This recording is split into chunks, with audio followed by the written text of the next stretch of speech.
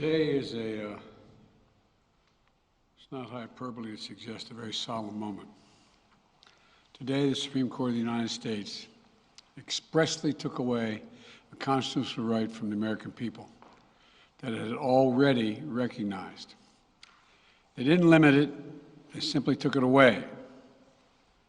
That's never been done to a right so important to so many Americans, but they did it. It's a sad day for the court and for the country. 50 years ago, Roe v. Wade was decided and has been the law of the land since then. This landmark case protected a woman's right to choose, her right to make intensely personal decisions with her doctor, free from the interference of politics. It reaffirmed basic principles of equality, that women have the power to control their own destiny, and it reinforced a fundamental right of privacy, a right of each of us to choose how to live our lives. Now, with Roe gone, let's be very clear.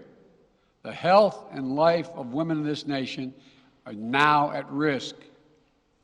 As chairman and ranking member of the Senate Judiciary Committee, as vice president and now as president of the United States, I've studied this case carefully. I've overseen more Supreme Court confirmations than anyone today, where this case was always discussed. I believe Roe v. Wade was the correct decision as a matter of constitutional law and application of the fundamental right to privacy and liberty in matters of family and personal autonomy. It was a decision on a complex matter that drew a careful balance between a woman's right to choose earlier in her pregnancy and the state's ability to regulate later in her pregnancy. A decision with broad national consensus that most Americans of faith and backgrounds found acceptable, and that have been the law of the land for most of the lifetime of Americans today. And it was a constitutional principle upheld by justices appointed by Democrat and Republican presidents alike. Roe v. Wade was a 7-2 decision, written by a justice appointed by a Republican president, Richard Nixon. In the 5 decades that followed Roe v. Wade, justices appointed by Republican presidents from Eisenhower, Nixon, and Reagan, George W. Bush, were among the justices who voted to uphold the principles set forth in Roe v. Wade. It was 3 justices named by one president, Donald Trump, who were the core of today's decision to upend the scales of justice and eliminate a fundamental right for women in this country. Make no mistake, this decision is a culmination of a deliberate effort over decades to upset the balance of our law. It's a realization of an extreme ideology and a tragic error by the Supreme Court, in my view. The court has done what it has never done before, expressly take away a constitutional right that is so fundamental to so many Americans that had already been recognized. The court's decision to do so will have real and immediate consequences. State laws banning abortion are automatically taking effect today, jeopardizing the health of millions of women, some without exceptions. So extreme that women could be punished for protecting their health. So extreme that women and girls were forced to bear their rapist's child. With the child, a consequence. It just stuns me. So extreme that doctors will be criminalized for fulfilling their duty to care. Imagine having a young woman have to carry the child of incest as a consequence of incest.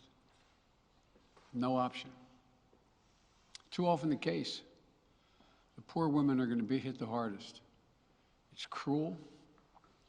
In fact, the court laid out state laws criminalizing abortion that go back to the 1800s as rationale. The court literally taking America back 150 years. This is a sad day for the country, in my view. but it doesn't mean the fight's over. Let me be very clear and unambiguous. The only way we can secure a woman's right to choose, the balance that existed, is for Congress to restore the protections of Roe v. Wade as federal law. No executive action from the president can do that. And if Congress, as it appears, lacks the votes to do that now, voters need to make their voices heard. This fall, we must elect more senators and representatives who will codify women's right to choose into federal law once again. Elect more state leaders to protect this right at the local level.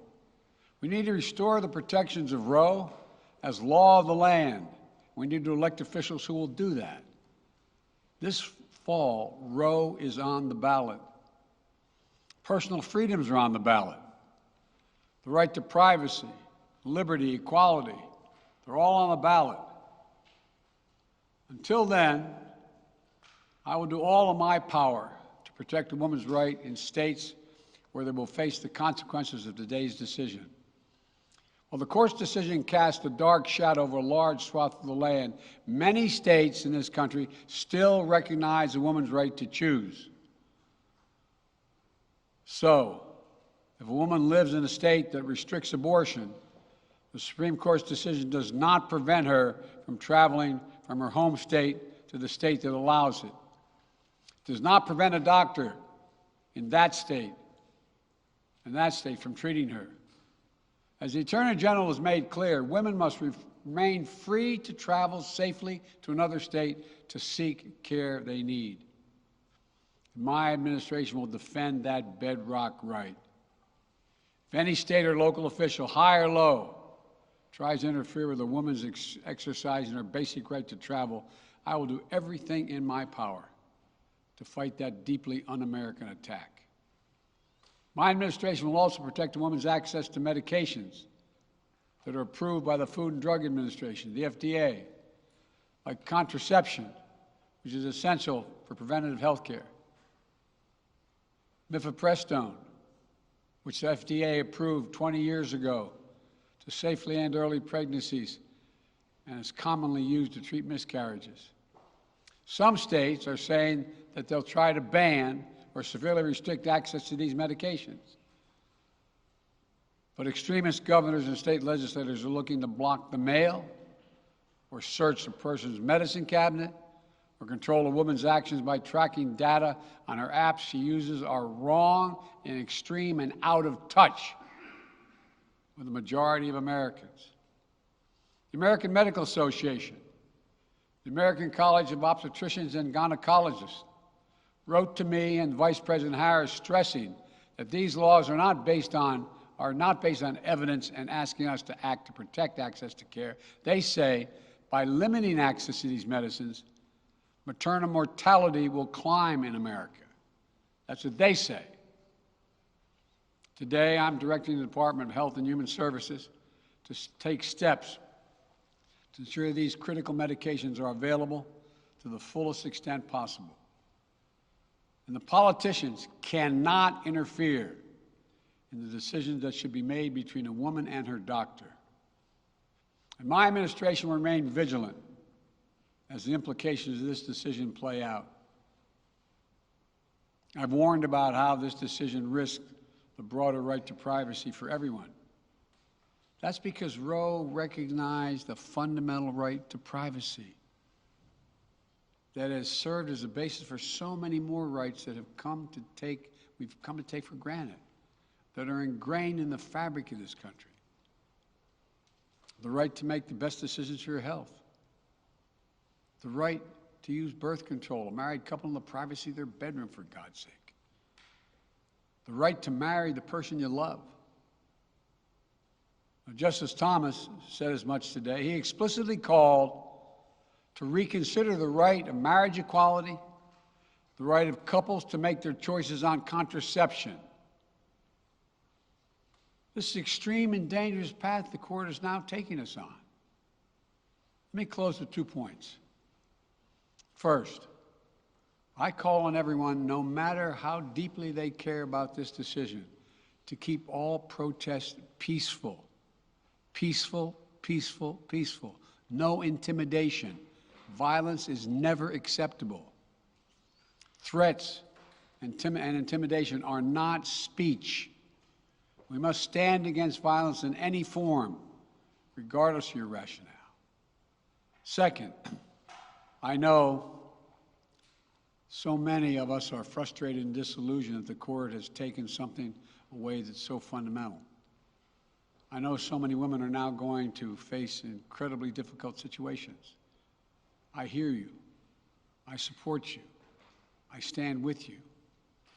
The consequences and the consensus of the American people, core principles of equality, liberty, dignity, and the stability of the rule of law demand that Roe should not have been overturned. With this decision, the conservative majority of the Supreme Court shows how extreme it is, how far removed they are from the majority of this country. They made the United States an outlier among developed nations in the world. But this decision must not be the final word. My administration will use all of its appropriate lawful powers, but Congress must act. And with your vote, you can act. You can have the final word. This is not over. Thank you very much. More to say this in weeks to come. Thank you. Mr. President, do you still have confidence?